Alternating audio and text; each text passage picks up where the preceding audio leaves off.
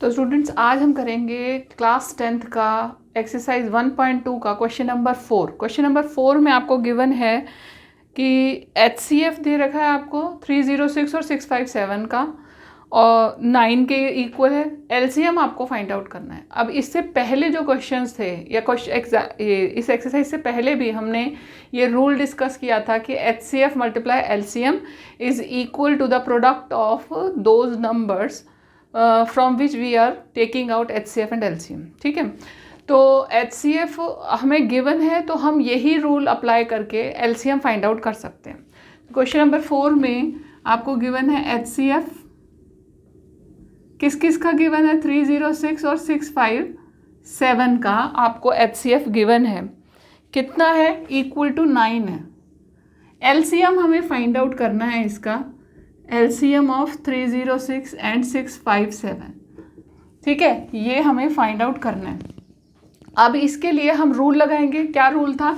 Rule था HCF multiply LCM equal to the multiplication of both the numbers या product of both the numbers, यानी कि दोनों numbers कौन कौन से हैं हमारे पास में 306 और 657, ये दोनों नंबर्स हमको गिवन है। ठीक है, अब HCF की वैल्यू हमारे पास में 9 है तो वो 9 वैल्यू हम यहाँ रख देंगे, multiply LCM equal to 306 multiply 657। ठीक है, अब LCM फाइंड आउट करना है। 9 को हम इस साइड ले जाएंगे या फिर यहाँ से ही इक्वल के दोनों साइड से जैसे कैंसिल करते हैं वैसे भी हम इसे कैंसिल कर सकते हैं। 9 से हम इन दोनों में से कोई एक नंबर को 9 से कैंसिल कर देंगे तो हमें सामने ही दिख रहा है कि नंबर 657 भी इससे 9 से डिविजिबल होगा। कैसे होगा? 9 7 ज़ा 63, इसमें 2 रिमाइंडर आएगा तो 9 3 ज़ा 27। ठीक है, इसका आ गया 73 आ गया आपके पास में। 306 मल्टीप्लाई 73, ये आपका हो गया। जब आप इसे मल्टीप्लाई करोगे 306 और 73 को तो इसका आंसर आपको मिल जाएगा 22338। ये क्या हो जाएगा आपका? ये हो जाएगा LCM। ठीक है, ये आ गया आपका LCM। तो क्वेश्चन नंबर 4 में आपको LCM मिल गया 22338 इसका आंसर। क्वेश्चन नंबर 5 में check whether 6 raise to power n can end with the digit 0 for any natural number n। 6 raise to power n में आपको गिवन है 6 रेज़ टू पावर n। हमें इसमें चेक करना है कि n जब नेचुरल नंबर को बिलोंग करता है तो क्या नेचुरल नंबर में से कोई एक नंबर या n की कोई एक ऐसी वैल्यू आ सकती है जो कि जो आंसर है उसे जो आंसर है उसमें लास्ट में 0 आ जाए। कोई ऐसी वैल्यू जो कि n जो है वो नेचुरल नंबर्स में बिलोंग करता हो और जो वैल्यू है वो लास्ट में जिसमें 0 आ जाए। तो सबसे पहली बात, जब आप लोगों ने पहले अपने 9th में या जूनियर क्लासेस में आपने डिविजिबिलिटी पढ़ी है और प्राइम फैक्टराइजेशन पढ़ा है तो उसमें एक बात तो पता होगी आपको कि जब हम डिविजिबिलिटी चेक करते हैं तो हम क्या चेक करते हैं? सबसे पहले कोई भी जो नंबर है वो लास्ट में जो 0 से एंड हो रहा है वो या तो 2 से डिविजिबल होगा या वो 5 से डिविजिबल होगा। ठीक है ना, तो इसी तरह से हम वो ही कुछ उसी टाइप की क्वालिटी, कुछ जो वो उसकी जो वो प्रॉपर्टी है उसे हम यहाँ पर यूज़ करेंगे। तो सबसे पहली बात कि हमने जो 0 जिसमें लास्ट में एंडिंग विद 0 जो भी नंबर्स हैं उनसे स्टार्ट करते हैं। जैसे 10 है, 20 है, 30 है तो हमने लिखा 10 मान लो जो नंबर है इसको जब हम प्राइम फैक्टराइजेशन करेंगे तो ये क्या आएगा हमारे पास में 2 मल्टीप्लाई 5। ठीक है, 2 5 ज़ा 10, यही इसका प्राइम फैक्टराइजेशन है। फिर हमने लिया 20, 10 के बाद 0 से एंड होने वाला नेक्स्ट नंबर 20 ही होगा।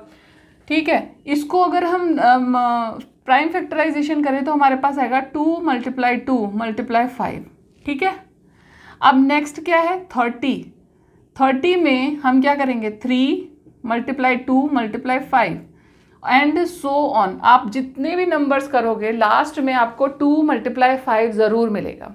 चाहे आप 100 कर लो फिर 1000 कर लो, जितने भी नंबर्स करोगे आपको लास्ट में 2 मल्टीप्लाई 5 ज़रूर मिलेगा। दैट मीन्स अगर कोई नंबर हमें ऐसा चाहिए जिसमें लास्ट में 0 आ रहा है तो उसमें एटलीस्ट उसमें एक प्राइम फैक्टर जो है वो 2 और 5 होना चाहिए।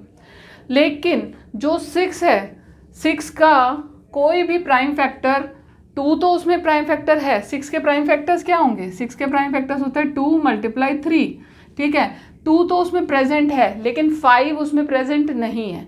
अगर 5 प्रेजेंट नहीं है तो एंडिंग 0 से नहीं हो सकती।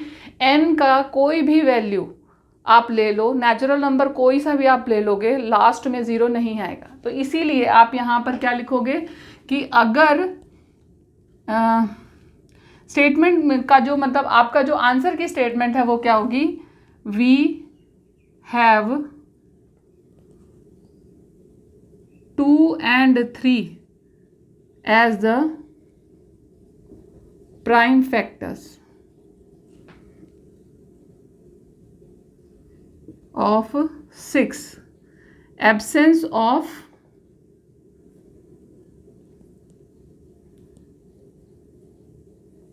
5 makes it impossible to have an answer ending with 0। ठीक है, तो ये आपका आंसर हो गया। आप इसके बाद एक लाइन और लिख सकते हो कि we can not have any answer ending with 0। ठीक है, अगर आप मेरी इसी तरह की वीडियोस को देखना पसंद करते हैं तो आप मेरे चैनल को सब्सक्राइब ज़रूर करें, बेल का बटन दबाएं ताकि जब भी मैं वीडियोस अपलोड करूं आपके पास नोटिफिकेशन पहुंच जाए।